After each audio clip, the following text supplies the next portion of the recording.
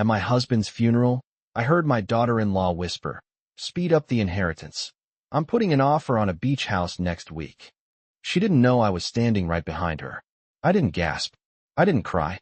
I just adjusted the black gloves on my hands and kept walking toward the front pew. I'm glad you're here. Follow my story until the end, and tell me in the comments which city you're listening from. I want to know how far this story travels. The church smelled like lilies and polished wood. Sunlight filtered through stained glass, casting fractured colors across the casket. The organ played softly, a hymn my husband loved. 42 years of marriage lay inside that mahogany box, wrapped in satin. And my daughter-in-law was already shopping. Her voice had been low, calculated. Speed up the inheritance. Not when the time is right. Not after the paperwork settles. Speed up, like grief had a deadline. I stood beside the casket and placed my palm against the cool wood. Harold would have hated this scene. Not the tears, not the solemnity, but the greed. He had built everything from nothing. A small hardware store in Ohio that turned into 3 locations across 2 counties. Long nights. Early mornings. Coffee at 5 a.m. before opening the doors. He used to say, "We don't measure wealth by money. We measure it by who shows up when it matters." Today, I was learning exactly who showed up and why. My son, Daniel, stood near the front with his arm around his wife, Melissa. He looked tired, hollow-eyed, but not broken. Not the way I felt broken. He had cried at the hospital. He had held my shoulders when the doctor explained there was nothing more they could do. He had wept in the parking lot like a child. But at the funeral, he kept checking his phone. Once, twice, 3 times. Melissa leaned toward him and whispered something. He nodded. Then she glanced across the aisle, not at me, but toward the back doors, where 2 men in suits stood waiting. Lawyers. I hadn't invited any lawyers. The service began.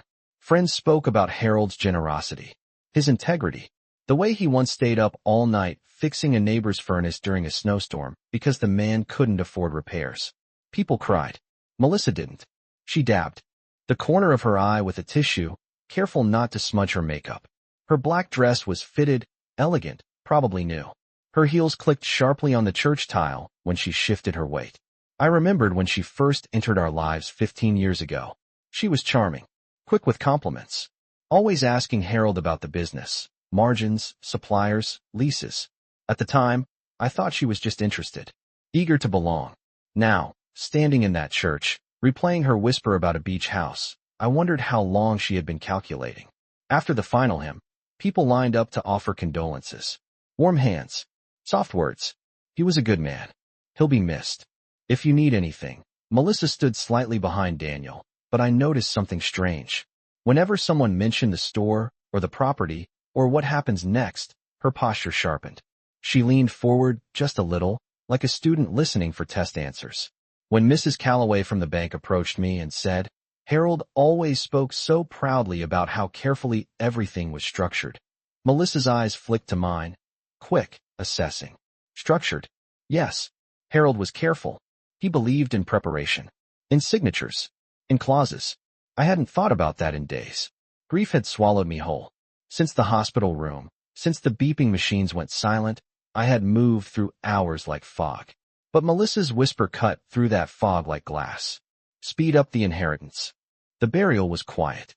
The ground was damp from last night's rain. The sky hung low and gray, as if even it understood the weight of the day. Daniel squeezed my hand as they lowered the casket. His grip was firm, familiar. My boy. The same boy who once ran to me after scraping his knee on the driveway. The same boy who built birdhouses in the garage with his father. I searched his face for something. Doubt, perhaps. Regret.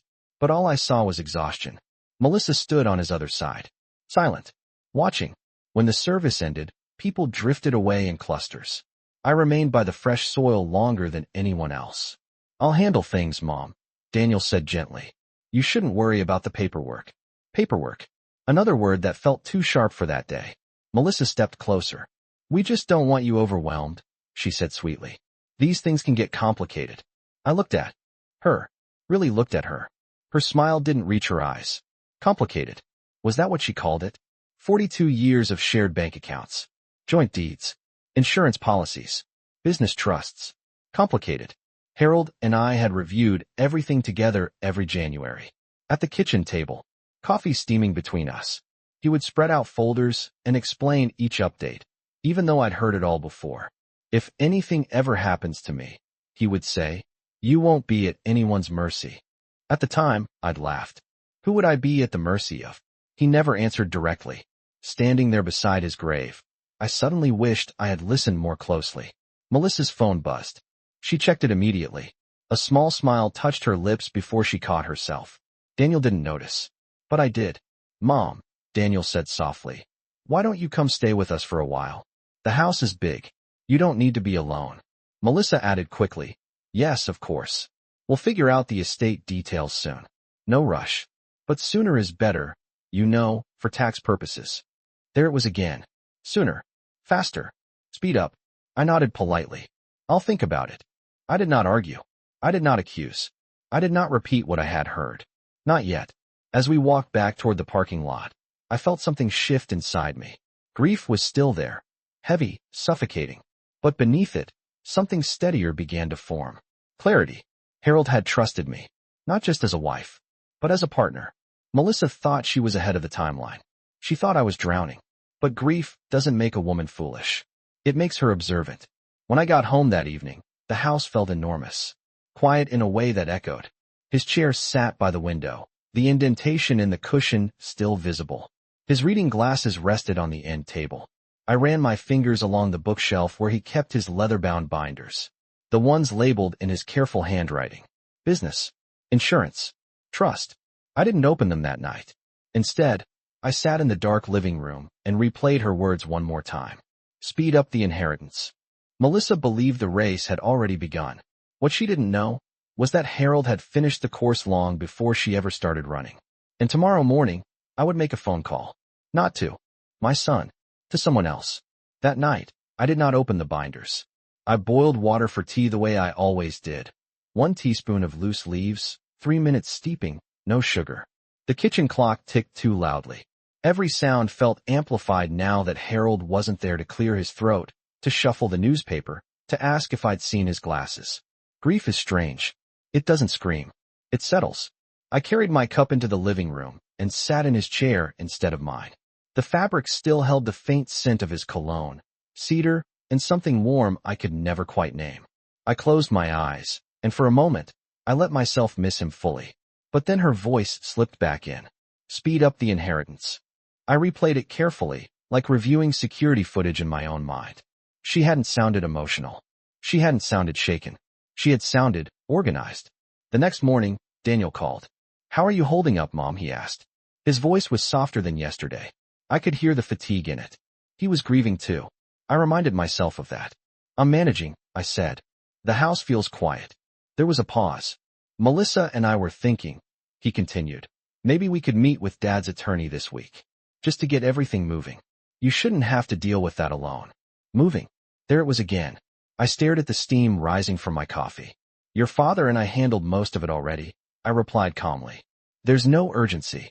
Another pause. Longer this time. Well, sometimes delays complicate things, Daniel said carefully. Taxes. Probate. You know. No, Daniel. I thought. I know something else. I'll call Mr. Hargrove myself, I said. When I'm ready. Silence. Then a small exhale on the other end. Okay, Mom. Whatever you think is best. After we hung up, I stood by the kitchen window and watched the maple tree in the backyard sway in the wind. Harold had planted it the year Daniel left for college. Something strong, he'd said. Something that lasts. Melissa had never liked this house. Too traditional. Too old-fashioned, she once called it. She preferred open-concept kitchens and ocean views. She once joked that when Daniel inherited properly, they'd upgrade to something more modern. At the time, I thought she was teasing. Now I understood something colder. Over the past 2 years, she had asked very specific questions. Casual on the surface. Surgical underneath. How is the store structured now? Is the property still in both your names? Did you ever update the life insurance beneficiary? I had answered lightly. Trustingly. I felt foolish for that, but only briefly. Because foolish women panic. I did not panic. Instead, I walked down the hallway to Harold's study. The door creaked slightly when I pushed it open. His desk was exactly as he had left it. Legal pads stacked neatly, fountain pen capped, file folders aligned with precision. I sat down slowly and opened the top drawer. Inside were 3 envelopes. One labeled business, one labeled property, and one labeled simply, if necessary. My hands rested on that last envelope longer than the others. Melissa believed she was ahead of the story, but Harold had always been 3 chapters forward. And for the first time since the funeral, I felt something other than sorrow. I felt prepared. I did not open the envelope labeled if necessary right away. Instead, I closed the drawer and leaned back in Harold's chair. There is a moment when suspicion stops being imagination and starts becoming memory.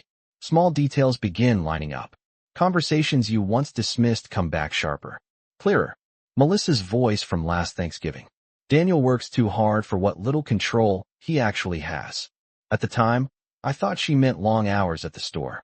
Now I wondered if she meant something else entirely. 2 months before Harold passed, Melissa had insisted we all sit down to talk about the future. She brought charts, printouts, articles about estate planning. You can't be too prepared, she had said brightly. Especially at your age. At your age? I remember smiling politely. I remember Harold squeezing my knee under the table, our silent signal when something didn't sit right. Later that night, he had stood by the sink washing dishes and said quietly, "She's impatient." For what? I had asked. He didn't answer. He just dried his hands slowly and looked out the window. Sitting now in his study, I began to see what he had seen. Melissa didn't grieve like someone who had lost family. She observed like someone evaluating an opportunity. The day after the funeral, she texted me. "We found a beautiful property in Sarasota. It's a great investment if we move quickly." Move quickly. Another phrase in the same family is speed up. I didn't reply. Instead, I drove to the hardware store for the first time alone. The sign still read H. Whitaker and Son. Harold had refused to remove his name even after Daniel officially took over operations. "Legacy matters," he used to say. Inside, the staff grew quiet when I walked in. Not out of fear, out of respect. They hugged me. Some cried. Mr. Alvarez, who had worked with us for 23 years, pulled me aside. "Ma'am," he said carefully, "Daniel mentioned there might be changes. Ownership restructuring." Restructuring. The word settled heavy in my chest. "When did he mention that?" I asked calmly. "Last week," he replied. "Said it would make things more efficient." Last week. Harold had still been alive last week. I thanked Mr. Alvarez and walked slowly through the aisles. Paint cans, power tools, gardening supplies. Every shelf carried decades of effort. Harold's fingerprints were on everything. And someone was already discussing restructuring. That evening, Daniel and Melissa came by with takeout containers and concerned expressions. "You shouldn't be driving yet," Melissa said gently. "We can handle the store decisions. It's a lot for you. A lot for me." I poured water into 3 glasses and set them on the table. My hands were steady. "I heard you're restructuring ownership," I said evenly. Daniel blinked. "It's just planning, Mom. Forward thinking." Melissa leaned in. "We have to think long term. It's what Harold would have wanted." I held her gaze. "You're sure about that?" I asked softly. For the first time, her smile flickered. It was brief, but I saw it. And in that flicker, I stopped doubting myself. This wasn't grief talking. This was a pattern. And patterns, once recognized, cannot be unseen. After Daniel and Melissa left that night, I didn't turn on the television. I didn't distract myself. I sat at the dining room table. The same oak table Harold and I bought secondhand when we were 24 and saving every dollar we could. 42 years. We built everything slowly. When the store nearly failed during the recession, I mortgaged my grandmother's silver just to keep payroll running. I never told Daniel that. He was in college then. He thought the lights stayed on because business was steady. Business was never steady. It was sacrifice. Melissa never saw those years. She met Daniel when the store was already profitable. When the delivery trucks had our name printed cleanly on the sides. When the house was paid off. When the retirement accounts were solid. She married into stability. But she never lived through instability. I thought about the first Christmas she spent with us. She had walked through the house slowly, touching the banister, the china cabinet, the framed photos. "You've done well," she said. At the time, I took it as a compliment. Now I realized it was an assessment. Over the years, I had written checks without hesitation. When Daniel and Melissa wanted help with their down payment, I wired $80,000 without blinking. When Melissa decided to pivot careers and go back to school, I covered 2 semesters of tuition so they wouldn't dip into savings. When their first investment property had plumbing issues, Harold and I signed the guarantee. Every time, she hugged me tightly. "You're a blessing," she would say. Blessings, I've learned, are sometimes just stepping stones. I walked into Harold's study again and finally opened the envelope labeled business. Inside were copies of updated corporate filings. Dates circled in his careful pen. Notes in the margins. Transferred majority voting rights. Temporary. Temporary. Below that, another note. Review annually. Protect continuity. Protect continuity. Harold had always believed in legacy. Not just money, but stability, structure, protection. I opened the property envelope next. The house deed. Updated 2 years ago. My name first. Then Harold's. Then, in smaller print, a trust designation I didn't fully recognize. I exhaled slowly. Melissa had been asking about beneficiaries. About title transfers. About whether everything was streamlined. Streamlined for whom? That evening, my phone buzzed again. Melissa, we scheduled a meeting with Mr. Hargrove for Thursday at 10 a.m. Just to keep momentum. Keep momentum. I stared at the message for a long moment. Momentum suggests something is already moving. But I knew something she didn't. Harold never left things unfinished. And he never left me unprotected. I set the phone down without replying. Because for the first time since the funeral, I wasn't just remembering what I had given. I was remembering what Harold had quietly secured. And I had a feeling Melissa had miscalculated. Not about the money. About me. Thursday morning came with a thin layer of frost on the lawn. I didn't go to the meeting Melissa scheduled. Instead, I called Mr. Hargrove myself at 8:15 a.m. He answered on the second ring. "Mrs. Whitaker," he said gently. "I was expecting to see you later this morning." "I won't be attending the meeting Daniel arranged," I replied. "I would prefer to meet with you alone." There was a brief pause. "I understand," he said. "Would you like to come in now?" "Yes." His office sat above a bakery on Main Street.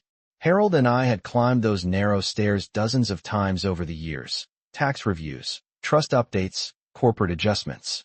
I had never felt intimidated there. Today was no different. Mr. Hargrove stood when I entered.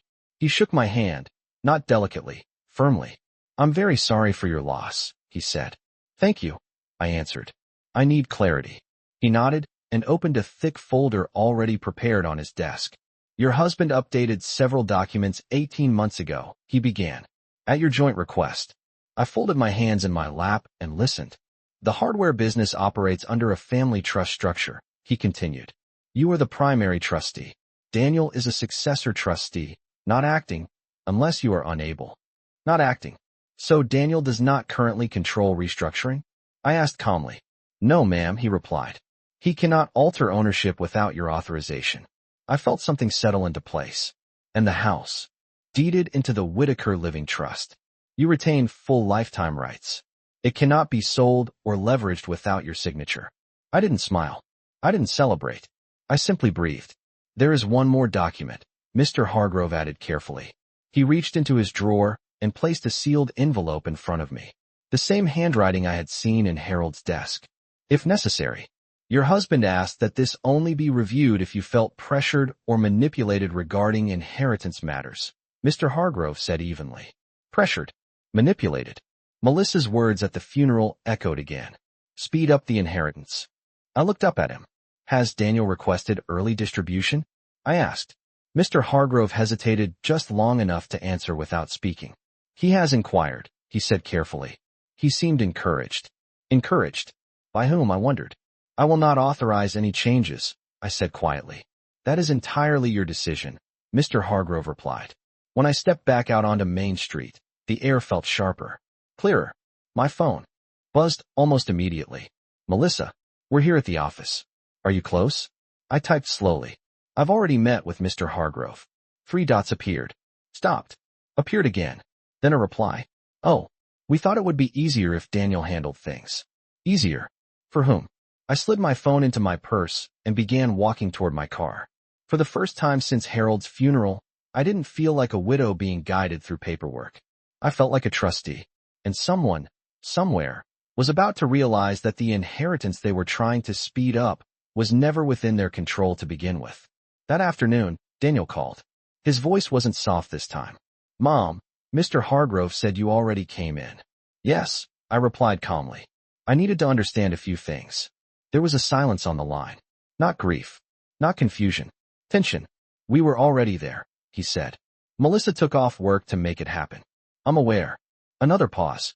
You don't trust us? He asked. That question hurt more than anything Melissa had whispered at the funeral. I trust you as my son, I said slowly. But this isn't about trust. It's about responsibility. I could almost hear Melissa in the background. A faint murmur. Coaching. We're just trying to make sure everything is handled efficiently, Daniel continued. Dad wouldn't want delays. Your father, I thought, structured everything precisely to avoid pressure. I won't be rushed, I said evenly. Not by anyone. There it was. The first line drawn. Daniel exhaled sharply. No one is rushing you. But someone was. Melissa's follow-up text arrived within minutes of the call ending. We just want transparency. It's uncomfortable being kept in the dark about what will eventually be ours. Eventually. Ours. I stared at that word. Nothing was eventually theirs. Not yet. Not automatically. Inheritance is not a vending machine. That evening, they came over unannounced. Melissa carried a folder. Daniel carried concern. We're family, she said as she sat down at the dining table. We shouldn't have secrets. I poured water for all three of us again. Same glasses. Same steady hands. There are no secrets, I replied. There are structures. She slid the folder toward me. We drafted a proposal, she said. Just a preliminary plan to transition ownership of the store and liquidate some non-essential assets. Liquidate. The word felt surgical. Which assets? I asked. The second property, the lake cabin, and possibly the warehouse lot. It would free up capital. Free up capital. For Sarasota, perhaps. For what purpose? I asked quietly. Melissa hesitated for a fraction of a second. Investment opportunities, she said. It's smarter to move funds while markets are favorable. Markets, not memories. Daniel leaned forward. Mom, this isn't about taking anything from you. It's about positioning the family for growth. Growth. I thought about Harold planting that maple tree. Slow. Patient. Rooted. Not uprooted for a beachfront view. I will not sell the cabin, I said calmly. Your father built it with his own hands. Melissa's jaw tightened, just slightly. It's sentimental, she replied. But sentiment doesn't generate returns. No, it generates legacy. I stood and walked to the window, looking out at the backyard. I am the trustee, I said without turning around. Nothing moves without my signature. The room went very still. For the first time, Melissa's confidence didn't just flicker. It cracked. And in that silence, I understood something clearly. They thought grief would make me pliable. But grief had only made me deliberate. And I was just beginning to exercise the authority Harold had trusted me with. After that night, something shifted. Daniel stopped calling every morning. Melissa stopped texting suggestions. Silence can be many things. Sometimes it's respect. Sometimes it's strategy. 3 days passed before Daniel asked if he could stop by alone. He came without Melissa. That told me everything. He stood in the doorway of Harold's study, hands in his coat pockets, looking younger than his 42 years. I don't want this to turn into a fight, he said. It doesn't have to, I replied. He stepped inside and closed the door behind him. His eyes landed on the leather binders stacked neatly on the desk. Did Dad change things before he passed? He asked carefully. He updated them, I answered. Daniel swallowed. Melissa thinks we're being shut out. Shut out? From what? Daniel, I said gently. Your father and I built a structure so nothing could be dismantled out of emotion or pressure. His jaw tightened. You think we're pressuring you? I held his gaze. I think someone is impatient. He didn't argue. That silence was louder than denial. I reached into the desk drawer and pulled out the envelope labeled if necessary.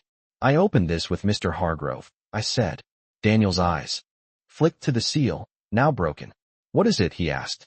It's an amendment, I replied calmly. A protective clause. He said nothing. Your father added a provision, I continued, that if any beneficiary attempts to accelerate distribution, coerce liquidation, or pressure the trustee for early transfer, their share can be reduced or delayed. The words sat between us. Not shouted. Not weaponized. Just stated. Daniel blinked. He would never punish me. It isn't punishment, I said quietly. It's protection. For you, he asked. For the legacy. Daniel ran a hand through his hair and paced once across the room. You think Melissa is manipulating me, he said. I didn't answer immediately. I think Melissa is ambitious, I said finally. And ambition without patience becomes greed. He stopped pacing. She's just trying to plan ahead, he insisted. Planning ahead does not begin at a funeral, I replied softly. That landed. His shoulders lowered slightly. Did she really say something? He asked. There it was. The crack. Yes, I said. She did. I did not repeat the words. I didn't need to. The weight of them had already shaped my decisions. Daniel stared at the floor for a long moment. I didn't know, he said quietly. Maybe he didn't. Or maybe he didn't want to. I'm not taking anything from you, I told him. Everything is structured exactly as your father intended. But nothing will be rushed. Nothing will be sold for convenience.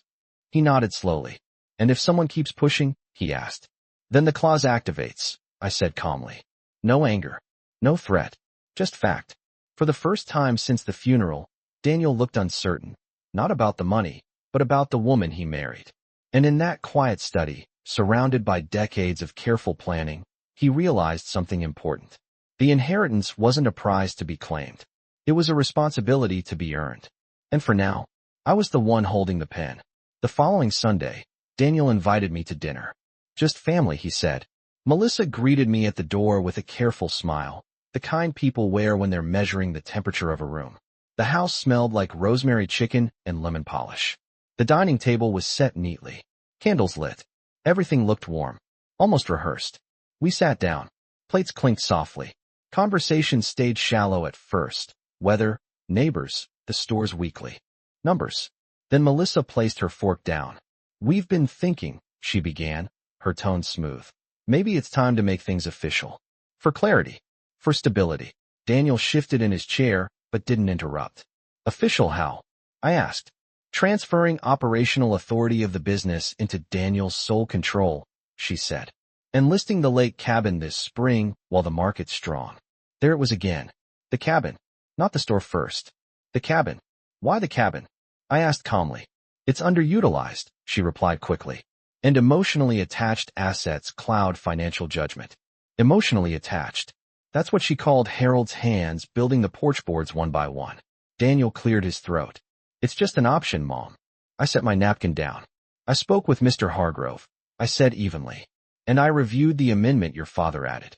Melissa's eyes flicked up. Amendment. I'm aware, she said carefully. Daniel mentioned a clause. A protective clause, I corrected gently. Silence stretched across the table. For what? She asked, her voice light but thinner now. For attempts to accelerate distribution or pressure asset liquidation. Daniel looked between us. Melissa's smile didn't disappear. It tightened.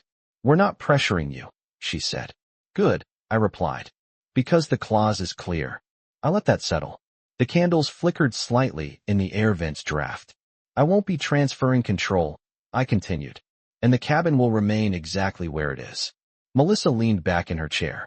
That seems rigid, she said. It's structured, I answered. Daniel looked uneasy now. Mom, this doesn't have to feel adversarial. It doesn't, I agreed. As long as we respect the structure your father created. Melissa reached for her wine glass and took a slow sip. You're implying something, she said. No, I replied calmly. I'm stating something. The difference matters. Dinner continued, but the warmth had thinned. When I stood to leave, Melissa walked me to the door. You know, she said quietly, families thrive when power transitions smoothly. I looked at her, really looked at her. Power isn't transitioning, I said softly. It's being stewarded. Her jaw shifted, just slightly. For the first time, she understood that the story she thought was unfolding was not hers to write. And that night, as I drove home under the streetlights, I felt something steady inside me. Not anger. Not revenge. Authority. And authority, once exercised publicly, is very difficult to challenge. Again, after that dinner, Melissa stopped speaking in suggestions. She began speaking in numbers. 2 days later, Daniel emailed me a spreadsheet. Projected growth. Asset reallocation models. Tax efficiency scenarios. The subject line read, just for discussion. I printed it. Not because I was impressed. Because I wanted to see what they were calculating. There, in neat columns, I saw it clearly. Cabin sale. Estimated market value. Warehouse lot. Potential redevelopment profit. Early distribution. reinvestment into higher yield property. Sarasota was listed under a separate tab. So it wasn't just a beach house idea whispered at a funeral. It was a plan. I didn't respond to the email. Instead, I scheduled another appointment with Mr. Hargrove. This time, I asked for something specific. I want to formalize my role, I told him. Not just as trustee, as acting managing director of the business. He didn't look surprised. You're well within your rights, he said. I also want to adjust the voting structure. I continued calmly. Require dual authorization for any asset sale. Myself and an external co-trustee. He nodded slowly. Do you have someone in mind? Yes, I said. Mr. Alvarez. Harold trusted him. 23 years of loyalty. No ambition beyond steady work and fairness. We drafted the amendment that afternoon. No drama. No confrontation. Just ink on paper. By the time Daniel called that evening, the documents were already notarized. Mom, he began carefully. Melissa feels like you're freezing us out. I stood at the kitchen counter, slicing apples the way I always did, thin, precise. I'm stabilizing the structure, I replied. She thinks you're preparing to cut us off. I am preparing to protect the business. There was frustration in his breathing now. Why can't you just let us help? I am letting you help, I said softly. But helping does not mean controlling. Silence. Then, quieter. Did you change something? Yes. Another pause. What did you change? I ensured that no single person can move assets without oversight. Daniel didn't speak for several seconds. Melissa won't like that, he finally said. This isn't about what Melissa likes. The truth can be spoken calmly. It still lands heavily. After we hung up, I walked into Harold's study again. I placed the newly signed amendment beside the original clause. 2 layers of protection now. One written by him. One written by me. Melissa believed authority. Transitioned with death. But legacy doesn't dissolve that easily. It consolidates. And as I turned off the light in the study that night, I realized something quietly powerful. They were trying to speed up the inheritance. I was slowing down the access. And patience has always been the stronger position. 2 weeks later, Mr. Hargrove scheduled a formal trust review meeting. Not because it was legally required. Because I requested it. Daniel arrived first. Melissa followed, composed as ever, navy blazer, leather folder in hand. She looked like someone attending a business acquisition. Perhaps she believed she was. We sat around the long oak conference table. The same table Harold and I had once sat at while signing expansion papers for the second store. Mr. Hargrove adjusted his glasses. This meeting, he began, is to clarify the structure of the Whitaker Living Trust and recent amendments. Clarify. Melissa folded her hands neatly. Transparency is always good, she said. I said nothing. Mr. Hargrove opened the primary document first. As previously established, Mrs. Whitaker remains sole acting trustee with full decision authority. Daniel nodded slowly. Melissa's expression didn't change. He continued. The original clause added by Mr. Whitaker states that any attempt to accelerate inheritance distribution, pressure liquidation of legacy assets, or coerce early transfer of authority may result in delayed or reduced beneficiary allocation. Reduced. That word hung in the air longer than the others. Melissa's pen stopped moving. Daniel glanced at her. And, Mr. Hargrove added calmly, a secondary amendment was filed last week. Now Melissa looked directly at me. This amendment requires dual authorization for sale of any major asset and appoints a co-trustee for oversight. Daniel blinked. Co-trustee. Yes, Mr. Hargrove said. Mr. Alvarez. The silence in that room was not confusion. It was recalculation. Melissa cleared her throat. This feels excessive, she said carefully. We're family, and families operate best with structure. I replied evenly. She leaned forward slightly. Are we being penalized for asking questions? No, I said calmly. You are being regulated for pushing timelines. Daniel's jaw tightened. No one pushed, he said. I met his eyes. At my husband's funeral, I said quietly. I heard the words speed up the inheritance. Melissa's face lost color. Not dramatically, not theatrically. Just enough. Daniel turned toward her. You said that, he asked. It was taken out of context, she replied quickly. I meant administrative efficiency. Administrative efficiency, I repeated softly, does not belong in a whisper beside a casket. The room went still. Mr. Hargrove closed the folder gently. No changes will occur without Mrs. Whitaker's consent, he said. That is final. Melissa sat back slowly. For the first time since this began, she did not counter. She did not strategize. She did not suggest.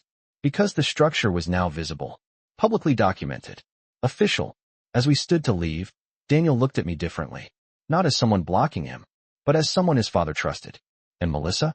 She finally understood something she should have known from the beginning. Inheritance is not seized by urgency. It is granted by patience. And I was in no hurry at all. After the meeting, Daniel didn't drive home with Melissa. He followed me out to the parking lot. The air was cool. Late afternoon sun reflecting off windshields. Ordinary sounds. Ordinary day, but something between us had shifted. Mom, he said quietly, why didn't you tell me you heard that at the funeral? I unlocked my car, but didn't open the door. Because I wanted to see what would happen next, I replied. He frowned slightly. So this has been a test? No, I said calmly. It's been observation. There's a difference. He ran a hand over his face, tired. I didn't know she said it like that, he admitted. I swear. I believe you, I said. And I did. Daniel had ambition. But he did not have calculation. That part came from somewhere else. He looked toward the building where Melissa was still inside. She says you're treating us like outsiders, he said. I am treating you like beneficiaries, I answered gently. Not owners. That landed. He nodded slowly, absorbing it. I never wanted to take anything from you, he added. And I never said you did, I replied. But intention doesn't erase pressure. We stood there in silence for a moment. You know, I continued, your father didn't protect the trust from strangers. Daniel looked at me. He protected it from impatience. He swallowed. Back at home that evening, I walked through each room slowly. The kitchen, the hallway, Harold's study. Nothing had changed physically, but something inside me had settled completely. Melissa sent one final message that night. We don't want conflict. We just want clarity about our future. I read it twice. Then, I responded. Your future is intact. It simply isn't immediate. No anger. No accusation. Just boundary. The next day, Mr. Alvarez stopped by the house with updated inventory reports. He spoke to me directly about supplier contracts, staffing adjustments, long-term planning. For the first time, the business felt like it had returned to steady ground. Not because Daniel was removed, but because the hierarchy was clear. And clarity eliminates manipulation. Daniel called later that week and asked if we could have lunch, just the two of us. No spreadsheets. No proposals. Just lunch. That told me more than any clause ever could. Melissa, I suspect, finally understood something important. The trust was not a door she could push open. It was a structure she would have to respect. And I had no desire to punish. No desire to humiliate. Only one intention. To hold the line. Because once a woman allows her authority to be rushed, it rarely returns in full. And I had no intention of surrendering what Harold placed in my hands. A month passed. No more spreadsheets. No more momentum. The cabin still stood by the lake, quiet and steady, just as Harold built it. The store continued operating under the same name on the sign, H. Whitaker and Son. And every Thursday morning, I reviewed the weekly numbers at the kitchen table with Mr. Alvarez before forwarding summaries to Daniel. Structure, not conflict.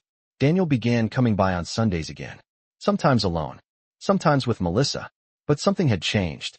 She no longer led conversations about assets. She asked about supply chains, staffing, vendor contracts, neutral ground. The ambition was still there. I could see it in her eyes, but it had been redirected. Because the boundary was clear. One afternoon, Daniel stayed behind after lunch. I've been thinking, he said, looking out at the backyard where Harold's maple tree had grown taller than the roofline. Dad didn't build all this so we could rush it. No, I said quietly. He built it so it would last. Daniel nodded.